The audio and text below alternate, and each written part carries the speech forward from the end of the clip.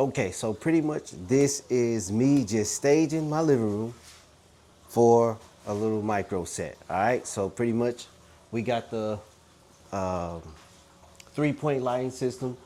Got a piece of my couch set up with 1, 2, 3, technically 4 lights because I got one right here.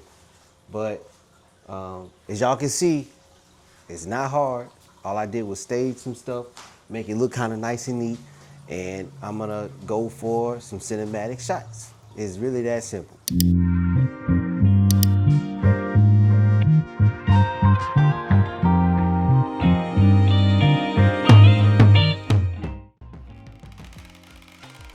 What I want to do is add a little bit of this atmospheric aerosol, and it's going to bring layers and a little bit more depth to your film along with the lighting.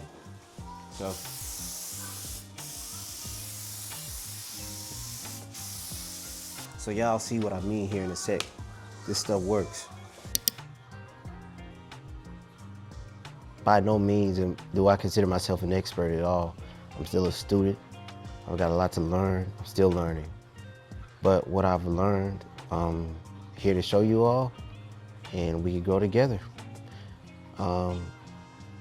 Let's get into some lighting. So let's get into the lighting. Creative lighting. If you can, invest in lights, invest in the RGB lights, invest in gels to shape certain textures and colors and bring more depth to your film. All right, right now I have in front of me a Godox, like a 60 watt with a projector on it with actual gel with like a little shape thing in there with just a normal LED light with the red in the back. I try my best to use the contrasted colors to make it pop a little bit. This is just an example of using color, and lights to kind of help you out when you're making your film at home. When we're talking home, we're already limited. So if you can, invest in the lights, all right? Invest in lighting, because this is what's gonna separate you from everybody else, knowing lighting, okay? So one thing you wanna master is 3-point lighting, but you could always get creative and do unorthodox things, or you could always get creative with your lighting and do things that you've never seen before. You could always throw a little texture, contrasted colors, the famous orange and teal. I love that orange and teal for the more cinematic, lighting. Whatever you do, make sure you practice using contrasted colors to try to bring more of the actual colors out in your filmmaking, all right? You do this with a little bit of the atmospheric aerosol, you can't go wrong. It'll bring a lot of depth. Just make sure with lights like this, see, because you're not using a lot of the key lighting, your normal key lighting. So you gotta make sure your camera is able to still pick up information and still be able to get you in focus with your creative lighting. Sometimes you gotta take your ISO up, But nevertheless, this is just an example of creative lighting. Do this, try to incorporate this in your filmmaking and you'll be A-okay.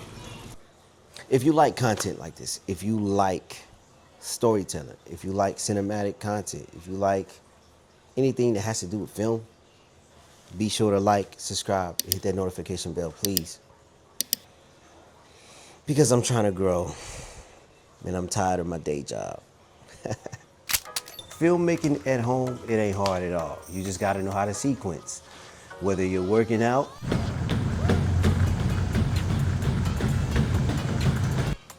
whether you're taking a nap,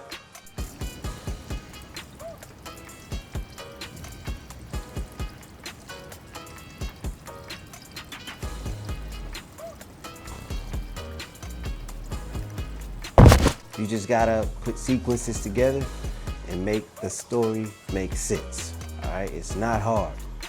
I'm so obsessed with being prepared for that one opportunity. Why? so that you can show the world what you're made of, so that you can prove to your friends and your family that you're the absolute best at what you do? You have the skills for sure. You have the experience 100%. You've put in the time, the attention. Well, that stage ain't there yet, is it? Opportunity, huh? Let me tell you something about your opportunity and what I know to be true for us, you and I. That opportunity that you've been looking for, you will create it yourself. Don't wait for the right opportunity to come knocking. You have to create it for yourself. Let's talk about the camera. Yeah, so when it comes to the camera, you want 4K, at least 4K resolution, and it's not all about that. You want at least a 10-bit codec. You want an assortment of frame rates. You want something that you could possibly shoot RAW. You know, nowadays, all these new cameras that are coming out is crazy. If you are trying to rig out for a team, you know, get a medium-sized camera or whatever. If it's just you, you know, there's some small cinema cameras out there that are considered beast. I think the FX6 is pretty small, but when you rig it out, it could get a little size to it. I like the FX3. You can rig it out. You know, you could throw it on a Ronin RS3 or RS4, and you know, it's a low light beast, 10-bit. You know, the color science behind these cameras are amazing. I don't get into the brands too much, but I do love Sony in their color science and their sensors. You know, I'm a big fan. I'm a big fan of the Sony Venice. I'm a big fan of Sony Burano, the FX6, FX3s, and even the FX30s. So yeah, nothing too major with the camera. Just make sure it's a good quality camera. The camcorders from the mid-90s are not the same as the technology we have today. It's a difference. I hate when people get on here and tell you that the camera don't matter. It does matter. Now, I'm not being hypocritical when I say this. It does matter. I mentioned earlier that you can use a phone. Guess what? The modern phones have pretty solid cameras. You know, if you're trying to do beginner work, just use your phone.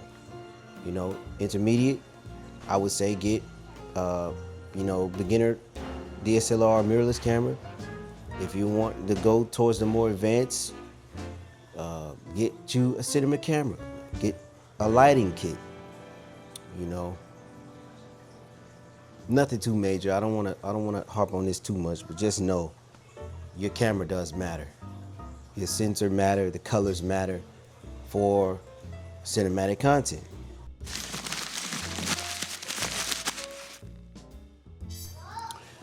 When shooting a short film, make sure you have a pretty decent concept. Make sure you plan thoroughly as far as your shots. Make sure you use what you have.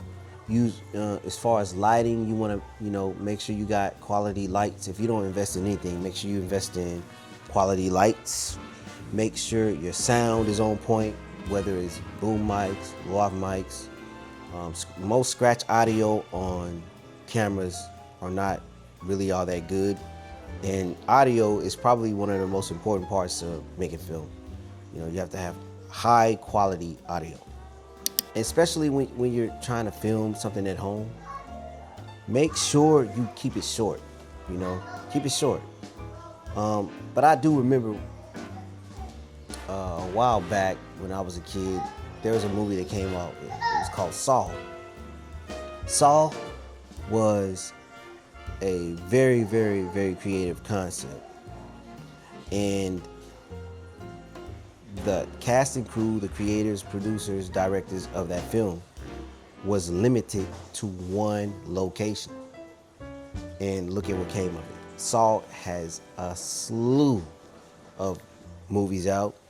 and they started from ground zero, one location. Make sure when you are filming at home that you get shot coverage. You want to be able to get multiple angles of a certain scene to gather more detail and as much detail as possible. Shot coverage is one of the most important things to make your story and make your film seems more full, more rich, because you have all of that detail. Yeah, I don't have too much, but I do have an announcement. I will be vlogging.